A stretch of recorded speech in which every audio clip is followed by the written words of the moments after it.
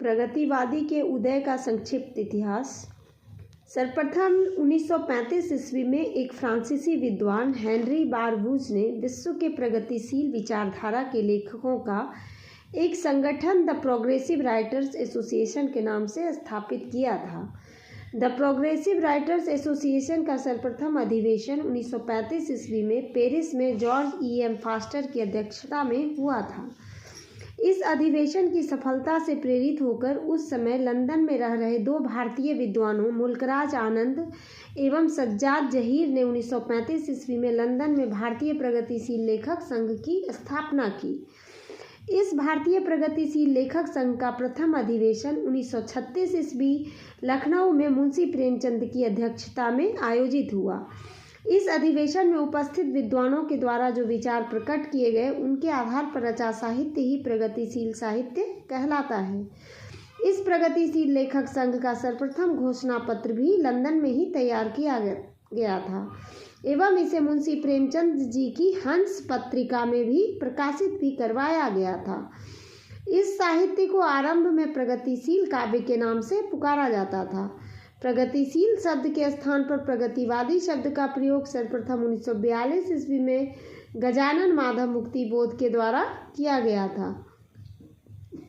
मुक्तिबोध ने 1942 ईस्वी में प्रगतिवाद एक दृष्टि नामक एक लेख लिखा था जो आगामी कल नामक पत्रिका में प्रकाशित हुआ था। ये इम्पोर्टेंट है। प्रगतिवाद एक दृष्टि नामक एक लेख लिखा था जो आगामी कल नामक पत्रिका में प्रकाशित हुआ था। ईस्वी था 1942। सुमित्रानंदन पंत प्रगतिवाद के प्रवर्तक एवं नागार्जुन प्रतिवाद के प्रतिनिधि कवि माने गए हैं। सुमित्रानंदन पंत द्वारा प्रकाशित रूपाभ पत्रिका के द्वारा इस काव्यधारा का सर्वाधिक प्रचार प्रसार हुआ।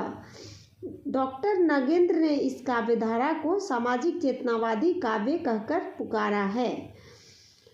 प्रगतिवादी काव्यधारा की प्रमुख विशेषताएं। इस काव्यधारा में मार्क्सवाद या साम्यवाद का समर्थन किया गया है। इस काव्यधारा में शोषण का विरोध एवं शोषितों के प्रति सहानुभूति प्रकट की गई है। इस काव्यधारा में ईश्वर, धार्मिक कर्मकांड एवं सामाजिक अंधविश्वासों का विरोध किया गया है। इस काव्यधारा में नारी को भी सम्मान की दृष्टि से देखा गया है। इस काव्यधारा में जनता की भाषा में जनता की बातों को लिखा गया है। इस काव्यधारा में पूंजीपतियों के प्रति घृणा का भाव प्रकट किया गया है। छायावाद एवं प्रगतिवाद में प्रमुख अंतर। छायावाद के लेखन में प्रमुख प्रयोजन स्वांत सुखाय माना जाता है, जबकि प्रगतिवाद के प्रमुख प्रयोजन बहुजन हिताय और बहुजन सुखाय माना जाता है। छायावादी साहित्य केवल कल्पना पर आधारित साहित्य है, जबकि प्रगतिवादी साहित्य ठोस यथार्थवाद पर आधारित साहित्य है।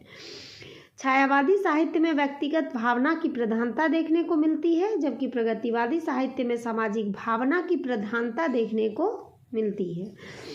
प्रगतिवादी काव्यधारा के प्रमुख कवि हैं नागार्जुन, जन्म 1911 ईस्वी और मृत्यु 1998 ईस्वी। आपका जन्म ग्राम सतलवा, जिला दरभंगा, बिहार। मूल वास्तविक नाम बैद्यनाथ मिश्र। इन्होंने 1936 ईस्वी में श्रीलंका जाकर बौद्ध धर्म ग्रहण कर लिया था। उसके बाद स्वयं इन्होंने अपना नाम बदलकर नागार्जुन रख लिया था। इनकी प्रमुख रचनाएं युगधारा, सतरंगी पंखों वाली, प्यासी पथराई आँखें, तालाब की मछलियाँ, तुमने कहा था, खिचड़ी, विप्लव देखा हमने, ऐसी भी हो तुम क्या, ऐसा भी हम क्या, हजार हजार बाहों वाली, भस्मांकुर, रत्नगर्भ, रविंद्र के प्रति, पुरानी जुतियों का कोस और प्रसिद्ध कविताएं हैं इनकी। बादल को घिरते देखा है, तुम्हारी दंतुरिम मुस्कान, अकाल और उसके बाद, आओ रानी हम ढोए पालकी, मैं मिलिट्री का बूढ़ा घोड़ा, भूमिका। ये सब इनकी प्रसिद्ध कविताएं हैं। अन्य विशेष तथ्य, इन्होंने हिंदी भाषा के साथ साथ यात्री उपनाम से मैथिली भाषा में भी लेखन कार्य किया है। मैथिली में इनके द्वारा रचित पत्रहीन नग्न गाछ रचना के लिए इनको साहित्य अकादमी पुरस्कार भी प्राप्त हुआ था। किसी अंधविश्वास के कारण बचपन में इनका नाम ढक्कन भी रख दिया गया था। इनकी रचनाओं में कबीरदास जैसी व्यंग्यात्मक शैली भी देखने को मिलती है, जिसके कारण इनको आधुनिक युग का कबीर कहा जाता है। हिंदी साहित्य में लोग इनको प्यार से बाबा भी कहा करते थे। ये हिंदी साहित्य के सर्वप्रथम ऐसे कवि हुए जिन्होंने प्रधानमंत्री इंदिरा गांधी की राजनीति को केंद्र बिंदु बनाकर उन पर अनेक आरोप लगाते हुए अनेक कविताएं लिखी हैं। इनकी रचनाओं में ठेठ ग्रामीण शैली के शब्द मुहावरों का प्रयोग भी किया गया है। इन्होंने दीपक नामक एक पत्रिका का संपादन भी किया था। इनके द्वारा रचित समस्त रचनाओं को नागार्जुन रचनावली के नाम से 7 खंडों में प्रकाशित करवाया गया है। अब हैं केदारनाथ अग्रवाल। प्रगतिवादी काव्यधारा के प्रमुख कवि की यहाँ चर्चा हो रही है और उसमें केदारनाथ अग्रवाल, आगे डॉक्टर रामविलास शर्मा हैं और भी कवि हैं जिनके बारे में आगे जानकारी दी जा रही है। केदारनाथ अग्रवाल का जन्म 1911 ईस्वी, मृत्यु 2000 ईस्वी। प्रमुख रचनाएं हैं इनकी नींद के बादल, फूल नहीं रंग बोलते हैं, युग की गंगा, लोक और आलोक, आग का आईना, अपूर्वा, मांझी न बजाओ बंसी, बसंती हवा, पंख और पतवार, हे मेरी तुम, कहे केदार खरी खरी, बम्बई का रक्त स्नान, जमुन जल तुम, बोले बाल अबाल। विशेष तथ्य, अपूर्वा रचना के लिए 1986 ईस्वी में इनको साहित्य अकादमी पुरस्कार मिला था। हे मेरी तुम रचना में संकलित कविताएं भी इन्होंने अपनी पत्नी को संबोधित कर लिखी थी। हिंदी साहित्य में पत्नी को संबोधित करके कविताएं लिखने वाले ये सर्वश्रेष्ठ कवि भी माने गए हैं। इनकी कविताओं में ही प्रकृति के सुकोमल पक्ष का सुंदर वर्णन किया गया है, जिसके कारण इनको छायावादोत्तर काल के अंत का नाम से पुकारा जाता है।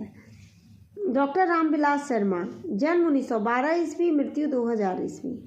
प्रमुख रचनाएं हैं इनकी रूप तरंग, ऋतु संहार, सदियों के सोए जाग उठे, इस अकाल वेला में, बुद्ध वैराग्य तथा अन्य कविताएं। अन्य विशेष तथ्य, अज्ञे जी के द्वारा इनको तार सप्तक की कवियों में स्थान दिया गया था, परंतु कविता लेखन में विशेष प्रसिद्धि नहीं मिलने के कारण आगे चलकर उनको खेद भी जताना पड़ा था। पद्य काव्य की अपेक्षा गद्य काव्य लेखन में भी इनको विशेष सफलता प्राप्त हुई है। इनके द्वारा रचित निराला की साहित्य साधना जीवनी रचना के लिए इनको 1970 ईस्वी में साहित्य अकादमी पुरस्कार मिला था। निराला की साहित्य साधना जीवनी रचना के लिए 1970 में डॉक्टर रामविलास शर्मा को पुरस्कार मिला था, साहित्य अकादमी पुरस्कार। शिवमंगल सिंह सुमन, जन्म 1915 ईस्वी, मृत्यु 2002 ईस्वी। प्रमुख रचनाएं हैं हिल्लोल, जीवन के गान, प्रलय सृजन, पर आंखें नहीं भरी, विंध्य हिमाचल, एशिया जाग उठा, वाणी की व्यथा, विश्वास बढ़ता गया, मिट्टी की बारात। अन्य विशेष तथ्य, मिट्टी की बारात इनकी सर्वश्रेष्ठ रचना मानी जाती है। इस रचना में इनके द्वारा 1961 ईस्वी से लेकर 1970 ईस्वी के मध्य रचित कविताओं का संकलन किया गया है। इनकी इस रचना को हिंदी साहित्य संसार का दूसरा प्रसिद्ध लोकगीत भी कहा जाता है। इस रचना के लिए इनको 1970 ईस्वी में साहित्य अकादमी पुरस्कार भी मिला था। इनकी रचनाओं में गांधीवाद की अपेक्षा मार्क्सवादी विचारधारा अधिक देखने को मिलती है। रांगे राघव, जन्म 1923 ईस्वी, मृत्यु 1962 ईस्वी। प्रमुख रचनाएं हैं अजय खंडहर, पिघलते पत्थर, प्राह के दीपक, मेधावी, पांचाली। इन अन्य विशेषता थे, इनका वास्तविक नाम त्रयंबकर वीर राघवाचार्य था। इनकी अजय खंडहर रचना को निम्नलिखित 3 खंडों में विभाजित किया गया है: झंकार, ललकार, हुंकार। मेधावी एवं पांचाली दोनों ही आख्यान श्रेणी की रचनाएं मानी जाती है। इनकी कविताओं में सामाजिक चेतना एवं सामाजिक संवेदना का अत्यधिक प्रयोग देखने को मिलता है। त्रिलोचन शास्त्री, जन्म 1917 ईस्वी, मृत्यु 2007 ईस्वी। प्रमुख रचनाएं हैं धरती, शब्द, दिगंत, अर्धान, मैं उस जनपद का कवि हूँ, चैती, गुलाब और बुलबुल, अमोला मेरा घर, जीने की कला, फूल नाम है कि देशकाल, रोज नामचा, सबका अपना अपना आकाश। विशेष तथ्य, ताप के तापे हुए दिन रचना के लिए इनको 1980 में साहित्य अकादमी पुरस्कार मिला था। इनका वास्तविक नाम वसुदेव सिंह था। ये हिंदी साहित्य में अंग्रेजी के सोनेट छंद को स्थापित करने वाले भी कवि माने जाते हैं। इनकी शब्द रचना में निम्नलिखित 3 महापुरुषों पर सोनेट छंद लिखे गए हैं: महात्मा गांधी, सुभाष चंद्र बोस, माओ। इन्होंने हिंदी भाषा में अनेक शब्दकोश ग्रंथों का निर्माण भी में अपना योगदान दिया है। रामेश्वर करुण। प्रमुख रचनाएं हैं करुण सतसई 1934 ईस्वी, चिंगारी और तमसा 1944 ईस्वी। विशेष तथ्य: डॉक्टर गणपति चंद्र गुप्त के अनुसार हिंदी साहित्य में प्रकृतिवादी विचारधारा सर्वप्रथम इन्हीं की कविताओं को देखने में मिलती है। इनके द्वारा प्रगतिवाद के आधार पर रचे गए 2 पद अत्यधिक प्रसिद्ध हुए हैं। परिश्रम 30 दिन मरत, मरत न भूखो पेट, कहो कहाँ ले जाइए पटवारी तब भेंट। सुनियत कुकुर आपके, दूध जलेबी खाहिड़ी, हम सब कृषक मजदूर हाँ, कुकरही सब नाही।